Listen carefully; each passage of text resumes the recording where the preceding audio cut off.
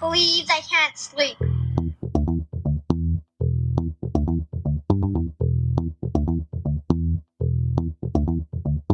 It's time to listen to Courtney at last on the Ramblings of an Insomniac podcast.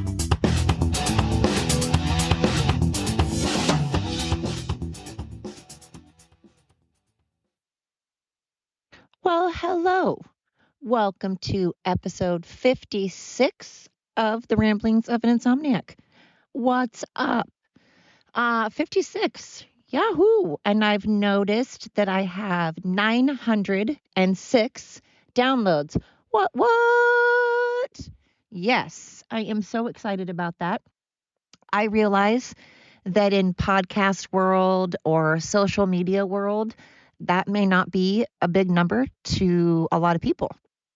To me, however, that is 906 people that have taken time out of their day to listen to me ramble on about absolutely nothing.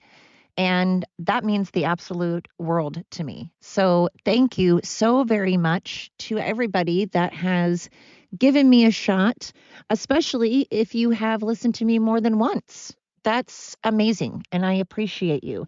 906 downloads. I am pretty darn proud of that, considering I started this when I was scared to death, petrified, and while I was recording my first episode, I was pacing back and forth. I was sweating. I was stumbling all over my words. It was incredibly short. And I didn't get much better until like recently. And then I wouldn't even say that I'm any better, actually. I'm still scared to death. I still get nervous. It still makes me anxious. But now that I can be outside, it makes part of me, oh my gosh, I should edit that out, but I said that I wouldn't. So um, I've noticed that when I'm outside, it just makes all the difference. I don't know. I feel like I don't have to be cooped up and I don't want anyone else to listen to me. I don't want anyone else to hear me. And, like I've said before, I'm kind of doing this more for myself. I definitely want people to listen, of course, but it's more of a, journal in a way. It's more of keeping tabs of myself and I don't know, it's more therapeutic. It's like doing a counseling session, so, but I absolutely am excited and thankful for everybody. The 906 of you that I don't know if it's 906 individual people. I guess that's not true because there are people who have downloaded my podcast numerous times. So thank you to everybody. And I hope you continue. Tomorrow meaning Monday, April 10th. Today is Sunday the 9th. Happy Easter Bunny. For those of you that celebrate Easter, for those of you that do, happy Easter to you. I'm going to be going to visit my son, my oldest son, and my grandson tomorrow, and I'm going to bring my podcast stuff because I keep saying that I'm going to do a podcast with them, and I did a long time ago, and it it went downhill. In fact, that's what it's called. That went downhill quickly, because it kind of did. But I'm going to try it again because they are hilarious and so incredibly intelligent. My son has a girlfriend that has 2 kids, and they are crazy smart and say the most hilarious things that you're just like, it's kind of like that show, Kids Say the Darndest Things. Yeah, they need their own podcast because they just need their own podcast. So I'm going to bring my podcast stuff and I'm going to do a podcast with them while my son and his girlfriend go out and have some time to themselves. I get my grandbaby and I call them my grandkids. I get all of them tomorrow. So we're going to make a fort and we are going to play stuffed animal dodgeball and, just dance and have a good time. And then we're going to do a podcast. But today I wanted to talk about what has been keeping me up. So what has been keeping me up as of recently? Well, as usual, that's a loaded question, because you all know that I am about 400 things run through my mind at any given second. My brain is just like, I'm like a lab. That's why I don't get along with labs. I love labs. I think they're sweet, but I think I'm too much like one because I'm just kind of, my brain is just all over the place. So, but okay, here are some things that have been keeping me up. Well, this is a good thing. So I've noticed, so my entire life, I've never considered myself a religious person. I definitely, I don't even know that there's one thing. I'm not religious, put it that way. I'm more of a science-based person. But that said, I know that there are a lot of things that cannot be explained.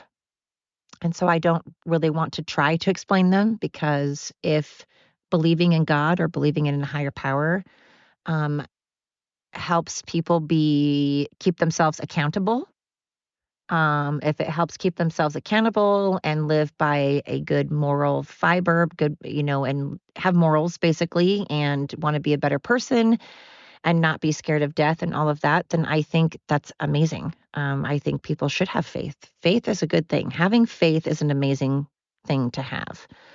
I wish that I had it. I know that's a dumb thing to say because it's my choice to believe in God or not, I guess, but I don't really look at it as a choice. My brain has always been a very analytical, logic, science-based kind of brain. And but oddly enough, I grew up going to church forever, my entire life.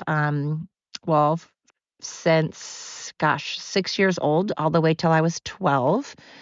Um, I went to different churches, all different churches. Unfortunately, my parents weren't in the picture a lot. They struggled with alcoholism, and I was home by myself all the time, or I had babysitters all the time. I was rarely with my parents, or I would get drugged to the Moose Lodge, the Camas Moose Lodge, and I would hang out there in this little trailer and kind of babysit myself while they drank. So, but we had a couple of neighbors that went to church. And one of them is a very, very dear friend of mine. I won't say her name in case she doesn't want to be mentioned, but I grew up with her, and I were very close, and we used to dress our dogs up, and we would go to church together. And her mom and her stepmom and her dad used to take me to church and haul me around everywhere and let me stay at their house all the time. And um, I grew up going to church with them a lot, and we even would go to Walla Walla, Washington, and we would go to Bible camp, and it was actually super fun. We would make lemonade stands, but we would go to it was like a church camp. It was for the day. It wasn't overnight. It was during the day, and it was awesome. And I also realized that I absolutely love gospel music. I like the Sister Act kind of gospel music where you just want to like rock out in the aisle and clap your hands and be like, yes, praise the Lord. Hallelujah. He has risen. It just makes me like really feel spiritual. Um, Gospel music has just always made me feel really, I love it.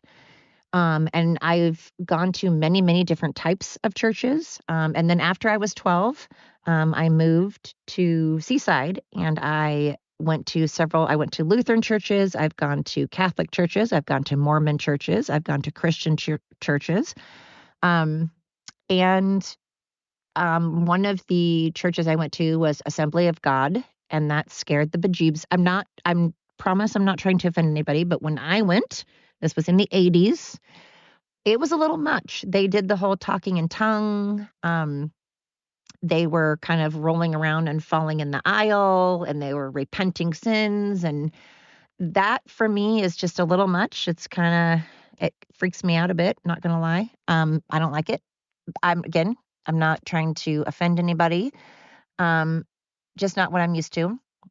In Astoria and Seaside, it's kind of odd. There are a lot of Mormon people that are Mormon. And I grew up with a lot of Christian and Mormon people that were Christian and people that were Mormon.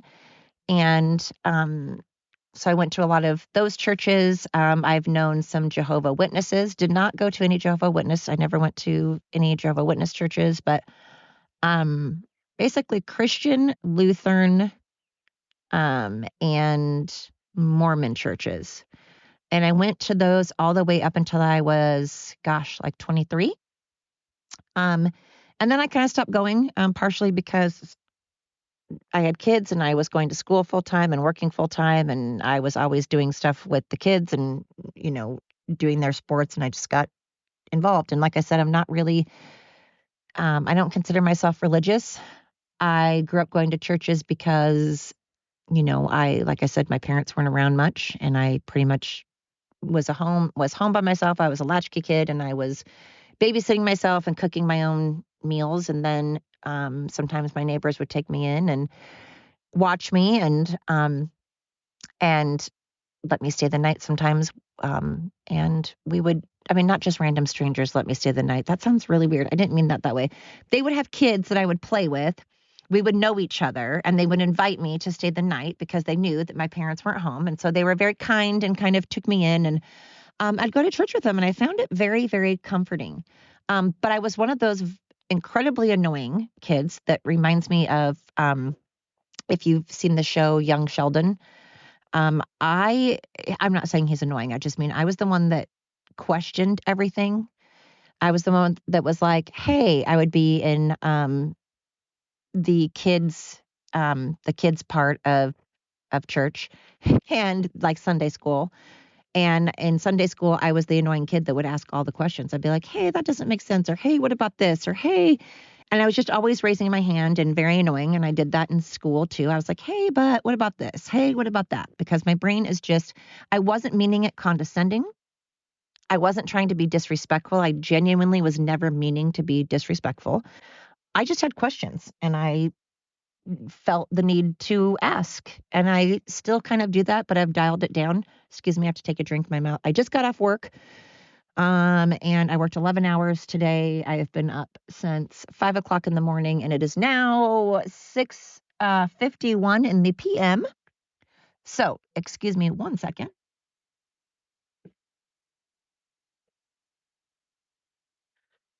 Okay, that was gross. I took a big gulp. Anyway, so church and I have an odd relationship. I love gospel music. Um, the only reason I guess well, obviously I don't go to church because I don't believe in God, but also I feel like if I did, I would not go to church. Even if I did believe in God, I would stay home and practice whatever religion I believed in at home. Because I don't feel that you need to be in a church to do that. However, I understand the importance of a community. I love the support. You have a community, you have people to talk to, people to rely on, people to help, which is super important. I'm just a weirdo, and I'm an only child, so I don't ever ask for help, and that's not a good thing. But I don't ask for help, and being around a bunch of people in a crowd. I'm also don't like a schedule. When I have days off and stuff, I prefer to be on my own schedule, and I have a hard time being on anybody else's schedule. So church is not so great for me. So anyway, that is one of the things that has been keeping me up, and not so up in a bad way, but I've just been thinking about church, and gosh, I am burping. Golly, how gross. I apologize. Rude. Excuse me. I've been thinking about religion just a lot because my mom's 1 year anniversary of her passing on the 12th. It'll be 1 year since my mom has passed. And I was thinking about her and the things that she believed in, and just thinking, man, what a humongous bummer it is if I'm right and there's not a heaven. And because I would love if I'm wrong and there's a heaven, and we all get to, I get to see my mom and my dad and my grandparents and my family, and that would be amazing. And all my animals and stuff. And I don't know if heaven means you see your family. I don't know if heaven means your version of heaven, meaning whatever makes you the most happy, that's your heaven. But I hope that I'm wrong. I hope there is a heaven. Although if I'm wrong, I guess I'm not going to go to it, right? Because I guess if I don't believe in it, then maybe I'm not going. And if there is a heaven, I guess that means there's a hell, and I guess I'm going to go there, because if I don't believe in God this whole time, well, then crap. But again, that depends on religion, because a lot of religions, if you don't believe in God, but you repent, then you still get to go to heaven, which is kind of bullshit, right? Because it's like, oh, what? You get to go your whole life not believing in God, and then all of a sudden when you're going to die and you're scared and you're like, oh, shit, sorry, my bad. Yes, I believe in you. I repent. That's kind of an out. I feel like that's cheating. I feel like that's cheating a little bit. If it's like last minute, I'm not saying last minute as in,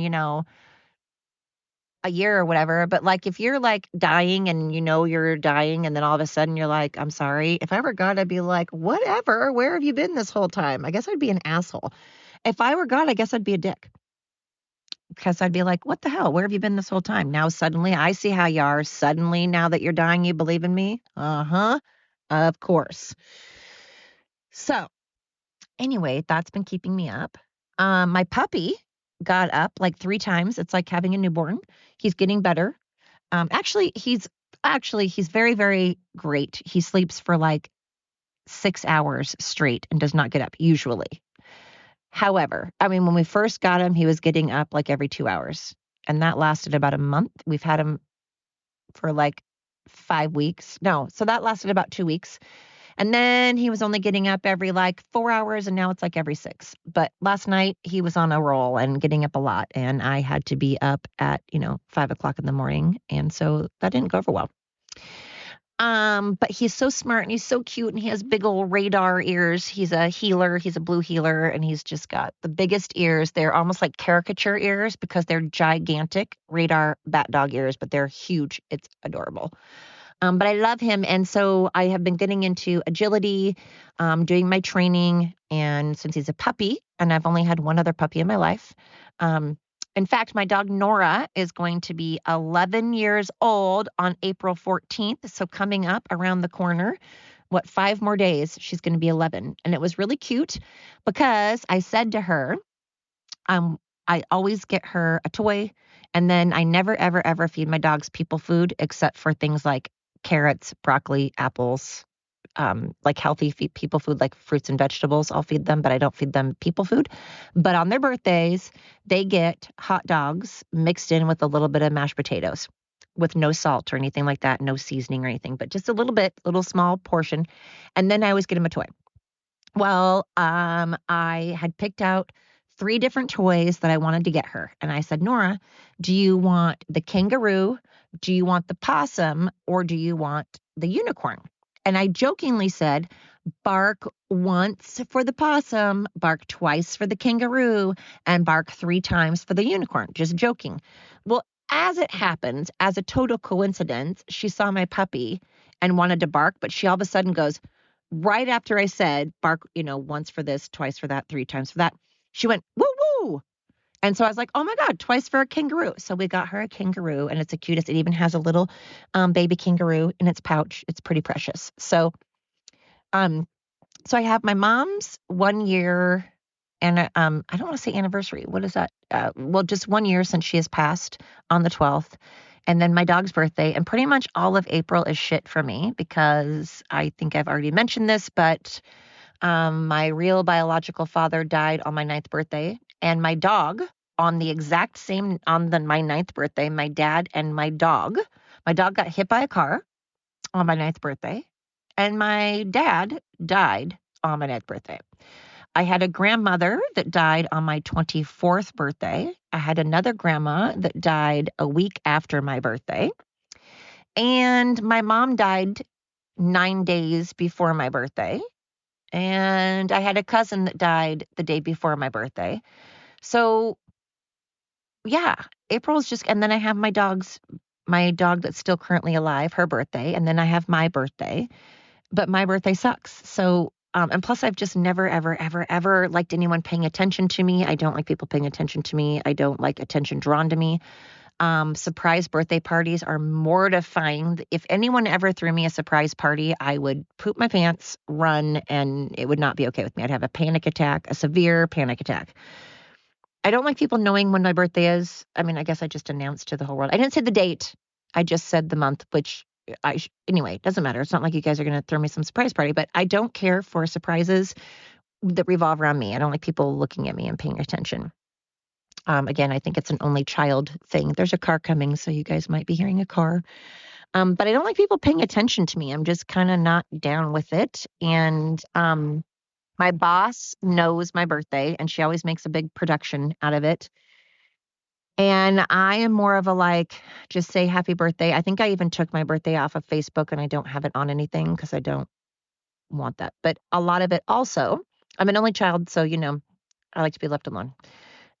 But also, it's just because my birthday sucks, and April in general sucks. Plus, I, for some reason, always lose my voice on my birthday. So it's a big, weird thing.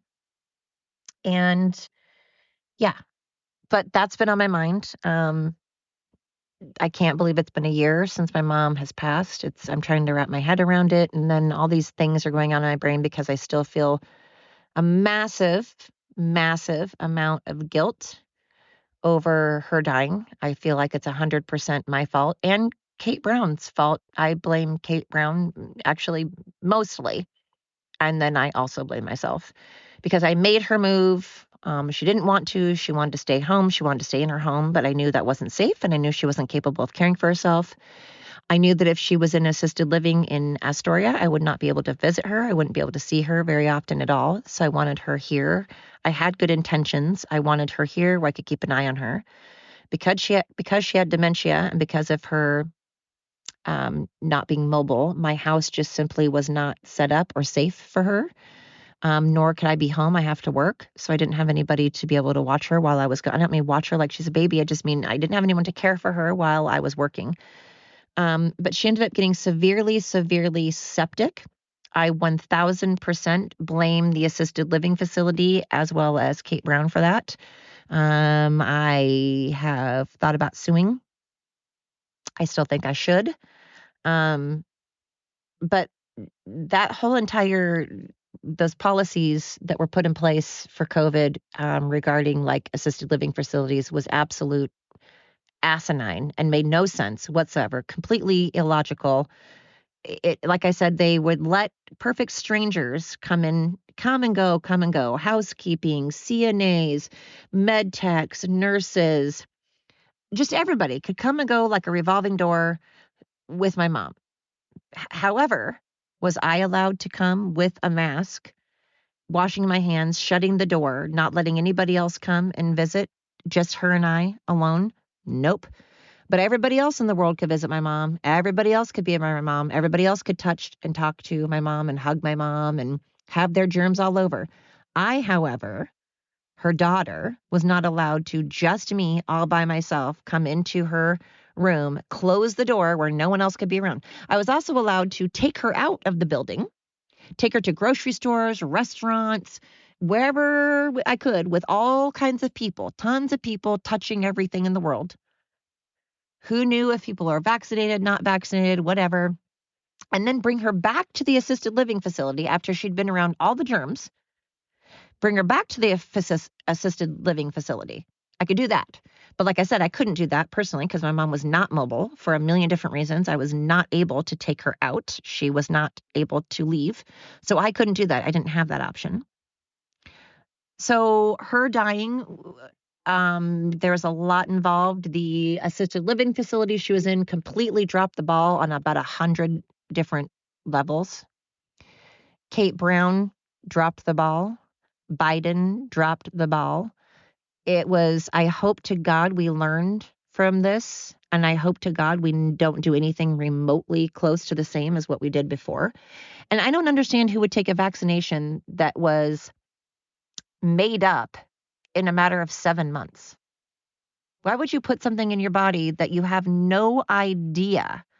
No idea. So we've been looking for a cure for cancer since the dawning of time, for polio, for MS, for chickenpox. And you're telling me they came up with an antidote for a vaccination for COVID in 7 months, and you're going to put that in your body, and before there's time to know what the side effects are? You have no idea what the side effects are. And I know this is going to trigger people. I know this is going to piss people off. I get it. That's fine. You can be triggered. You can be pissed. That's cool.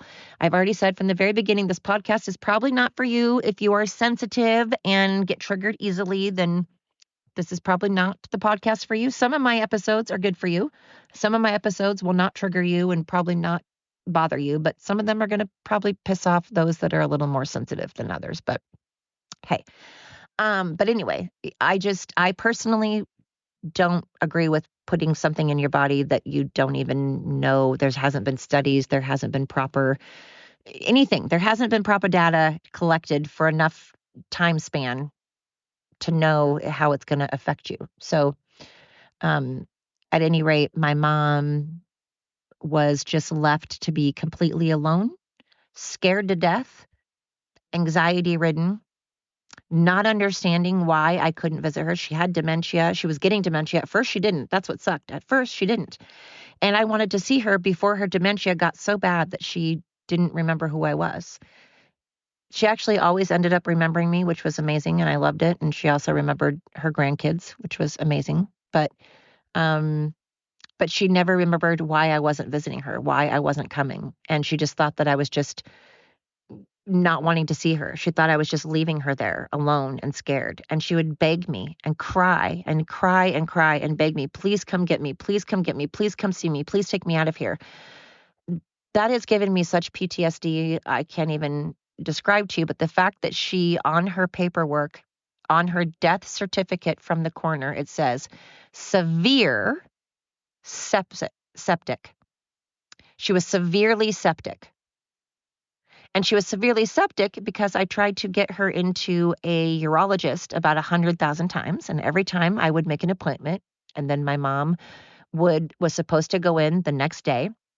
They would call me, sure as shit, the day before and say, I'm sorry, we're short-staffed. We're very, very short-staffed because of COVID.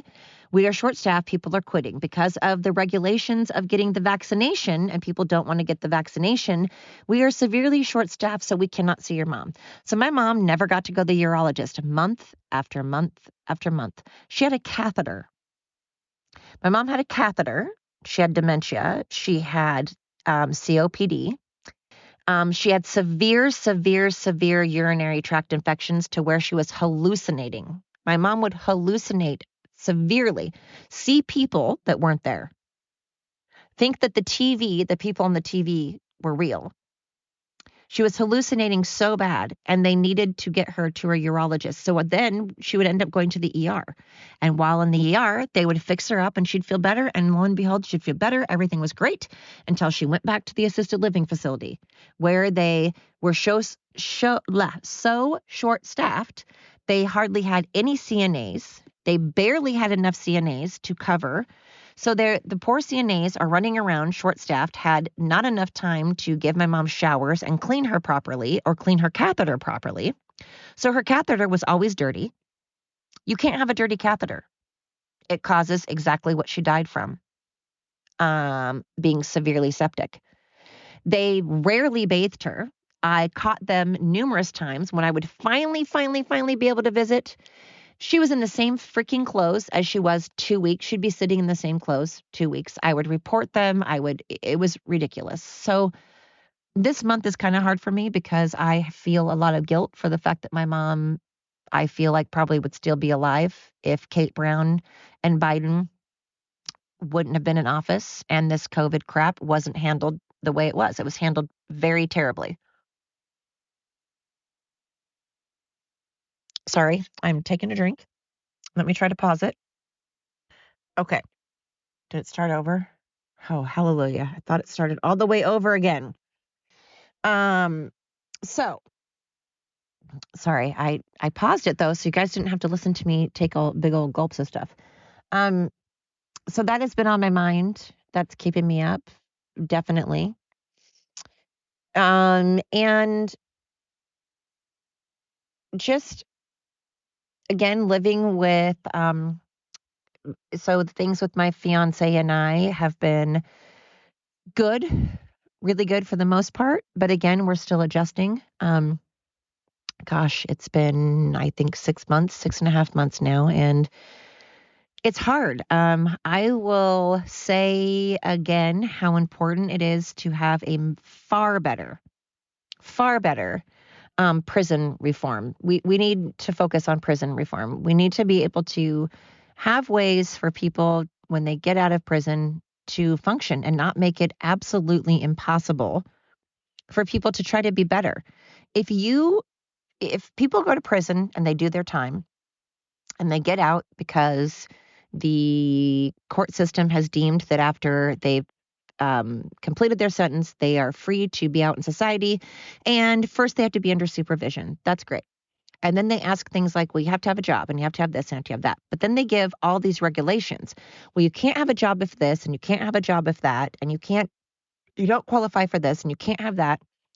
So they make it extraordinarily impossible for anyone to succeed and want to better themselves.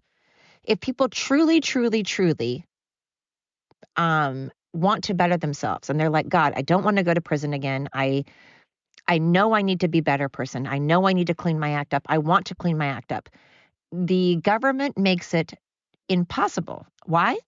Because they make money off of people going to prison. They make a freaking boatload of people in prison. And we as taxpayers pay for all of that. They don't pay for prisoners to get counseling. Counseling is incredibly important. Counseling should be a huge factor. It's something they should 100% implement. They should have counselors while people are in prison, and they should have counselors and make it mandatory for people to go to I guess not mandatory. Well, yeah, mandatory for people to go to counseling after prison. Although I understand that if you don't want to go, you probably shouldn't. But depending on what you go to prison for, you should. Just to be able, especially, it also depends on the amount of time you've been in prison, because there really is such thing as being institutionalized, just like on Shawshank Redemption, which was a real movie based on true facts. And there really is the whole institutionalized thing. So counseling needs to be incredibly important and at the forefront. I feel that counseling in general, so that people don't go to prison. I think it would help a lot for people going to prison, not even going to prison in the first place, if we focused on mental health. If we had a better system in place to have people like teenagers go to counseling right away so that they don't wind up in prison because of addiction or whatever, that would be great. But the way that they have it set up for people, they have it set up, the government has it set up so that prisoners will fail, so that they'll go right back into the system, and it becomes a cycle and a vicious cycle. And there are people out there that genuinely want to better themselves and they don't want to go back. But they make it extraordinarily hard. They make it impossible, so that you're just set up to fail.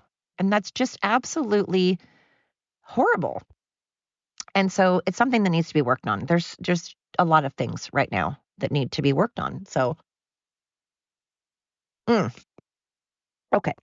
So those are some things that have been on my mind. Tomorrow, I'm going to do my podcast with my grandkids. We'll see how that goes. It could go, I don't even know.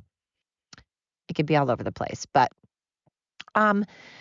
I really wanted to give a big old shout out, though, to everybody listening. And I try to say this every single podcast because I genuinely mean it. I'm not just saying it. It's not just words coming out of my mouth for the sake of saying these words. I genuinely mean it. I appreciate every single person that has listened to me, has listened to me more than once, whether it's once or has listened to all of my podcasts. I genuinely appreciate it. Thank you so very much. Oh, listen. Darn it. I was trying to have the birds that were in the background. It was very pretty. But here, listen to the rain real quick. This is also, squirrel, I get sidetracked. I try to do my podcast outside so that people can also hear the rain in the background. You can hear birds in the background. You can hear coyotes or just the sounds of normal life. And if you don't live out in the country and you want to get those sounds, well, hey, you can tune into my podcast because you can listen to the sounds of the country.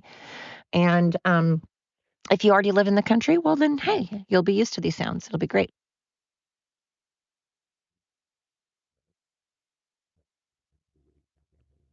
I was trying to have you listen to the birds, but at any rate, what was I saying? Thank you. Thank you, thank you, thank you. And tomorrow I'm going to do the podcast with my grandkids. So we will discuss some more things. Lord knows what they're going to bring up. It might just be a real poo show. I don't know. But at any rate, I hope wherever you are in the world, I hope that things are going well. I know that there are so many people struggling depending on where you're from. People are struggling kind of like I sound like a broken record. I kind of feel like I say the same things over and over, but there's a lot of there's hard times going on everywhere. And I'm sorry. That sucks. So if anything, all we have is what we can control. And if all we can control is getting up every morning and trying our best, here comes a car. Another car. Wow, they are speeding really freaking fast. Holy shirt balls. Whoa. Oh, you guys, that's creepy. It's like a black sedan and it's speeding. I feel like a Karen right now. I'm like, wow, you're speeding. But also, this is my road. I only do that because this is my road. We're a tight knit community on this road. And whenever there's someone that I don't recognize, it bugs me, especially when we're all very, very respectful. Oh, so I was going to wrap this up, but now something else came up. So this is the other thing. So when you live in a community, communities are so important because you all have each other's back. You watch out for each other. You notice who's normal and who's not and who's around and who's in the neighborhood and who is out of place. And not in a bad way, not like, oh, who are you? Oh, my God. It's just like we need to know what's normal and what's not so that if there's anything out of place, we can kind of take note of it, not because we're trying to be rude and be like, you don't belong here, just like, hey, someone new or something different. So you can take note of it and hopefully nothing comes of it. But in case something does, well, our community is very much that way. We know who lives here. We know what our cars look like. And so when there's someone new, we're like, hey, especially because there's a lot of children and animals that live on the street. And when people are speeding, it's really rude. But I don't like living in cities because I don't like people or in apartments and stuff because I don't like people knowing my business and being in my business. I can't stand it. But at the same time, this is kind of also a big city, little town kind of thing. I love living in a little town because everybody does kind of have your back and you can usually find someone. If you can't pick up your kid, you can call someone that can pick up your child. If you need help, people kind of rally around you and support each other. And it's kind of one of those things where I can talk bad about you, but no one else can. It's like a brother sister kind of thing where, hey, I may not like that person or I may not like that city, but nobody else can talk bad about my city or those people. But at the same time, people are nosy and know a little too much and they get in your business. And I can't stand that. I don't like people knowing my business and trying to like be all nosy. But then I'm a big old fatty hypocrite because like I've told you guys, I'm kind of one of those people where I feel like on like Marty McFly on Back to the Future because not after people, but I do the gooseneck thing where I'll slow down and kind of if people have their curtains open. And it's not because I care. I don't care what people are doing is and I don't judge. You do you. I do not judge. I seriously don't judge. If you're running around naked, if you're whatever you're doing, I don't judge. It's not because of that. I'm just genuinely fascinated. Fascinated by your decorating style, fascinating by what you like to watch on TV, fascinated by just what you're doing. I'm really like Something About Mary, that gal that's likes to listen to everybody, and Marty McFly. Well, no, not Marty McFly, because that's creepy. I'm like the Something About Mary chick. I just kind of want to know just because I guess I'm nosy. But again, not nosy in a bad way. I don't care what people are doing. I'm only nosy because I want to make sure I know who's normal and who is around me and know my surroundings and what their habits are. So if something's out of place, then I can be on the lookout. Also, I just find people fascinating. People fascinate the crap out of me. I love watching people in their natural habitat. I feel like I'm like, what's the crikeys? And he died from the stingray. Oh my God, why can't I think of it? Crikeys. Steve Irwin. I'm like, watch as the people in their natural habitat. I'm just fascinated by people, but I guess it's kind of creepy. I'm not trying to be a creeper. I'm really not. But anyway, this guy just came barreling down the road, and that's weird and rude. And I'm going to take note of it, and I want to know where they're going. Now I need to know where they're going. All right. That was very much a squirrel moment. Squirrel. All right. So anyway, thank you. Thank you for tuning in to episode 56 of the Ramblings of an Insomniac. I am Courtney Perry, and I appreciate you. I hope wherever you are, whatever you're doing, it is healthy. I hope it makes you happy. I hope you are safe and well. And I hope you're having a good time. And if anything, you can learn to laugh at the stupid and laugh at, just laugh at yourself. It's really good to laugh at yourself and make fun of yourself. It's pretty therapeutic, really. So for all you out there, learn to look in the mirror and just kind of take one for the team and laugh at yourself once in a while because, hey, none of us are perfect. And that's what makes us perfect because our imperfections make us perfect, right? All right. Thank you. Have a good night.